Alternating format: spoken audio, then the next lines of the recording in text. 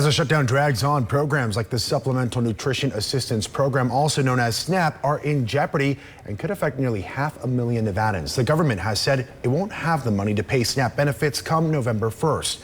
Our senior political reporter Steve Sebelius has been digging into this story today. As the government shutdown stretches past the 3-week mark, there's no end in sight.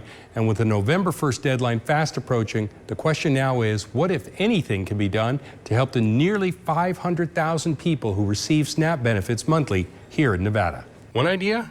Use state money to fund SNAP, the way the state has appropriated dollars to pay for the Women, Infants, and Children's program. But the federal government has said no to that idea because it would violate federal regulations. Despite that, members of Congress have called on the state to fund SNAP benefits, including Democratic Congressman Stephen Horsford. I'm calling on Governor Lombardo to call a special session immediately so that the state can continue to meet the needs and to make sure that the SNAP benefits are in place. Governor Lombardo, in a letter to the members of Congress, said the state could not legally fund SNAP with state money, but added, quote, I have directed the Governor's Finance Office, the Department of Human Services, and the Department of Agriculture to expand support for food banks and community partners that serve SNAP beneficiaries. My administration continues to work closely with federal agencies and the White House to mitigate the effects of this shutdown on Nevada families. End quote.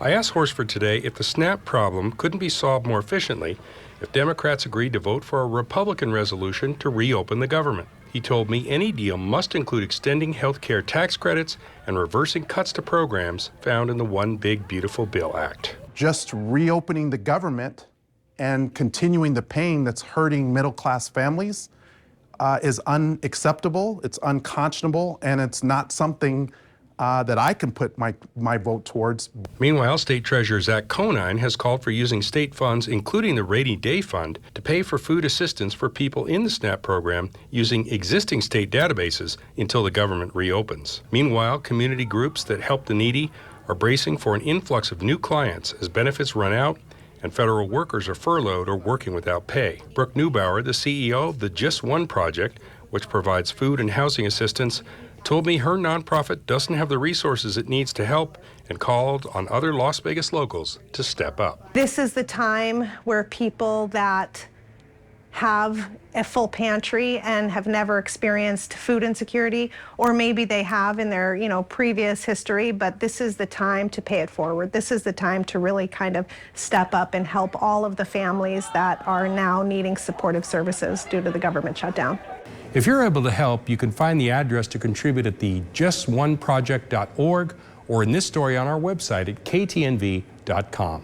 I'll keep following news about the shutdown, which is now officially the second longest in U.S. history, and keep you up to date on air and online. Reporting in studio, I'm Steve Sebelius.